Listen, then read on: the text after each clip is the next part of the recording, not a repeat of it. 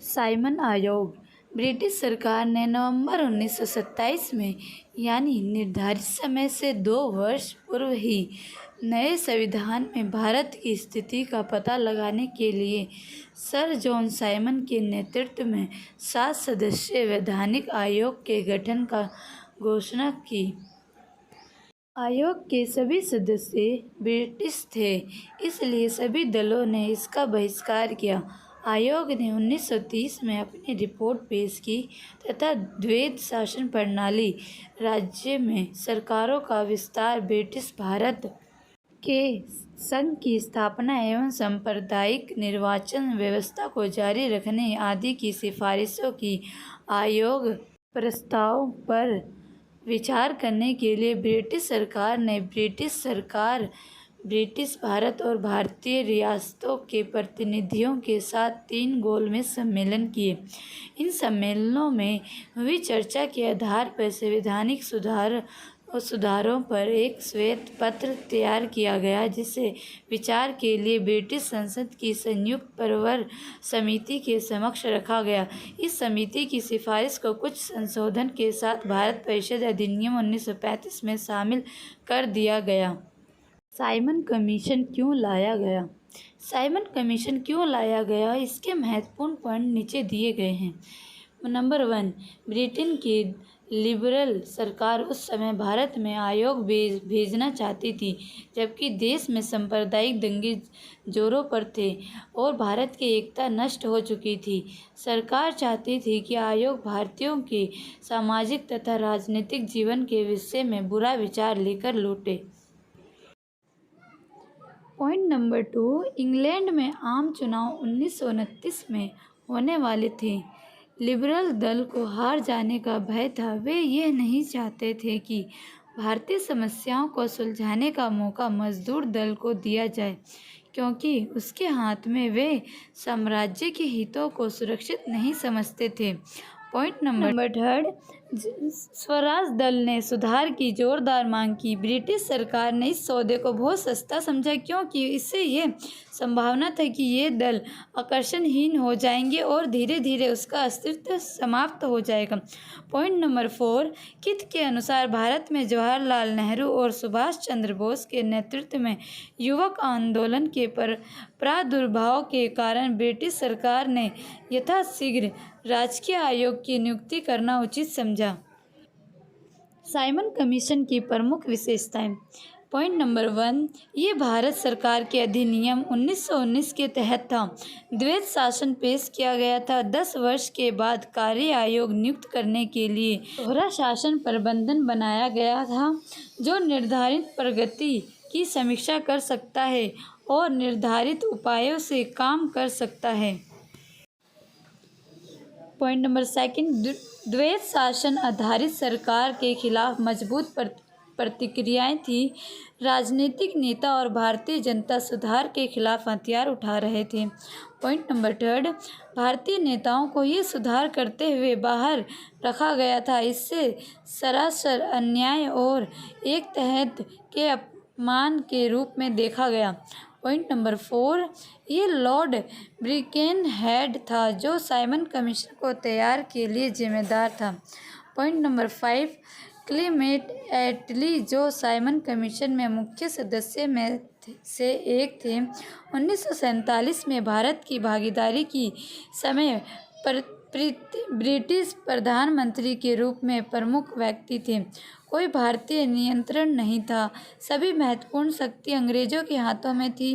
भारत ने इस आयोग को भारतीय जनता पर एक मुख्य अपमान और धब्बा के रूप में लिया। साइमन कमीशन तब हुआ जब भारतीय राष्ट्रीय आंदोलन एक ठहराव और दिशाहीन था। उन्होंने वर्ष 1927 में मद्रास में आयोग का बहिष्कार किया।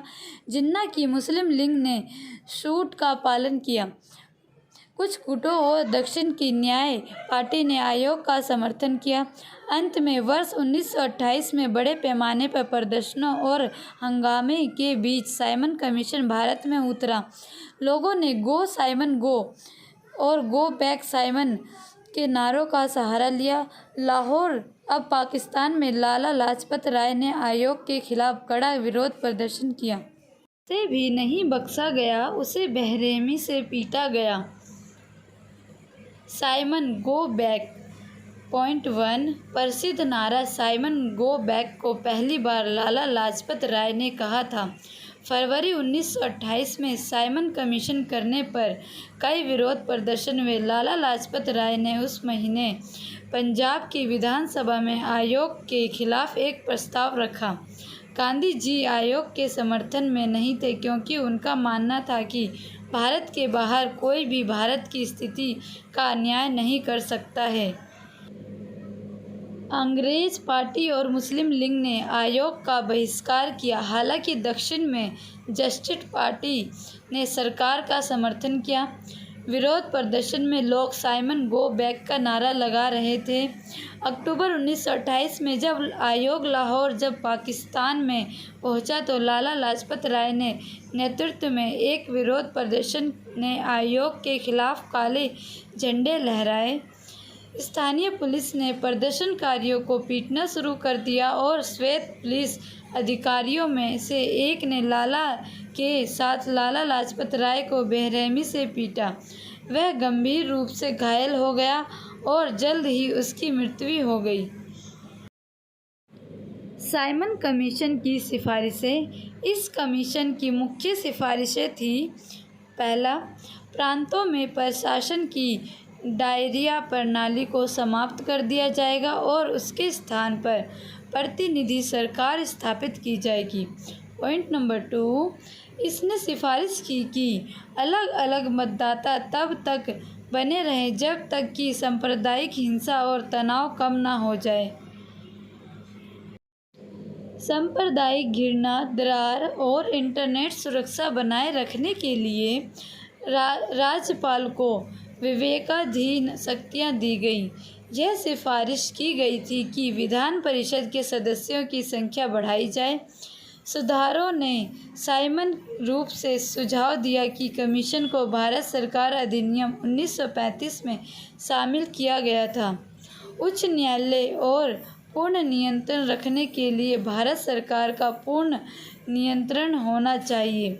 वर्ष 1937 में पहले प्रांतीय आधारित चुनाव हुए, जिसमें कांग्रेस की हार प्रांत में अतिक्रमण की लहर देखी गई। रिपोर्ट की सिफारिशें। पहला, 1919 में भारत सरकार अधिनियम के तहत लागू की गई द्वैध शासन व्यवस्था को समाप्त कर दिया जाए। नंबर 2, देश के लिए संघीय स्वरूप का संविधान बनाया जाए। नंबर 3, उच्च न्यायालय को भारत सरकार के नियंत्रण में रखा जाए। नंबर 4, बर्मा अभी का म्यांमार को भारत से अलग किया जाए तथा उड़ीसा एवं सिंध को अलग प्रांत का दर्जा दिया जाए। नंबर 5, प्रांतीय विधानमंडलों में सदस्यों की संख्या को बढ़ाया जाए। नंबर 6, ये व्यवस्था की जाए कि गवर्नर जनरल अल्पसंख्यक जातियों के हितों के प्रति विशेष ध्यान रखे। नंबर 7, हर 10 वर्ष पर एक संविधान आयोग की नियुक्ति की व्यवस्था को समाप्त कर दिया जाए। नंबर 8, मताधिकारियों और विधानसभाओं का विस्तार। नंबर 9, संघ शासन की स्थापना। नंबर 10, सांप्रदायिक प्रतिनिधित्व का पूर्ववत जारी रहना। नंबर 11, केंद्रीय क्षेत्र में अनुत्तरदायी शासन, केंद्रीय व्यवस्था का पुनर्गठन। नंबर 12, नंबर 13, वृत्त भारतीय परिषद की स्थापना। साइमन कमीशन के प्रभाव और उद्देश्य। साइमन कमीशन के प्रभाव और उद्देश्य निम्नलिखित हैं। आइए देखते हैं। पॉइंट नंबर 1, इसका मुख्य प्रभाव भारतीय राष्ट्रीय कांग्रेस के प्रति दिशाहीन था। नंबर 2, इसका मुख्य उद्देश्य देश के सामाजिक ताने बाने को तोड़ने के लिए सांप्रदायिक भावनाओं को चौड़ा करना था। नंबर 3, ये भारतीयों को शासन की शक्तियाँ प्रदान करने की प्रक्रिया में देर करना चाहता था। नंबर 4, वे क्षेत्रीय आंदोलन का प्रचार और समर्थन करने की कोशिश कर रहे थे, जो देश में राष्ट्रीय आंदोलनों को स्वचालित रूप से मिटा सकता था। साइमन कमीशन का अर्थ क्या है? साइमन कमीशन 7 ब्रिटिश संसद का समूह था जिसका गठन 1927 में भारत में संविधान सुधारों के अध्ययन के लिए किया गया था। इसे साइमन आयोग, इसके अध्यक्ष सर जॉन साइमन के नाम पर कहा जाता है। साइमन कमीशन का क्या उद्देश्य था? भारत में एक संघ की स्थापना, इसमें ब्रिटिश भारतीय प्रांत, देशी रियासतें शामिल हो। पॉइंट नंबर 2 में उत्तरदायी शासन की व्यवस्था हो। साइमन कमीशन का परिणाम, कई सिफारिशों के अलावा उन्होंने जल्द ही महसूस किया कि भारत का शिक्षित क्षेत्र पूरी तरह से परिवर्तनों का स्वीकार नहीं कर रहा था। इसलिए उन्होंने भारतीयों की बेहतरी के लिए कुछ बदलाव सुझाए। कमीशन के परिणाम स्वरूप भारत सरकार अधिनियम 1935, जिसे भारत में प्रांतीय स्तर पर जिम्मेदार सरकार कहा जाता है लेकिन राष्ट्रीय स्तर पर नहीं, के बजाय भारतीय समुदाय के लिए जिम्मेदार सरकार है। 1937 में पहले भारतीय चुनाव हुए, उन्होंने कई प्रांतों में कांग्रेस सरकार बनाए। साइमन कमीशन का भारत आगमन कब हुआ? 1927 में मद्रास में कांग्रेस का अधिवेशन हुआ जिसमें सर्वसम्मति से साइमन कमीशन के बहिष्कार का फैसला लिया गया। मुस्लिम लीग ने भी साइमन के बहिष्कार का फैसला किया। 3 फरवरी 1928 को कमीशन भारत पहुंचा। सॉर्डर्स कौन था? सॉर्डर्स की हत्या भगत सिंह, राजगुरु सुखदेव ने 17 दिसंबर 1928 को लाला जी की मृत्यु का बदला लेने के लिए की थी। जब साइमन कमीशन भारत आया तब वायसराय कौन था? लॉर्ड इरविन को 3 फरवरी 1926 को भारत का वायसरॉय व गवर्नर जनरल नियुक्त किया गया था। 1927 ईस्वी में ब्रिटिश सरकार ने सर स्टैफोर्ड क्रिप्स की अध्यक्षता में साइमन कमीशन का गठन किया। आज का टॉपिक आपको कैसा लगा हमें कमेंट करके बताइए। लाइक करिए, सब्सक्राइब करिए और ज़्यादा से ज़्यादा इसे शेयर करिए। Thank you for watching my video.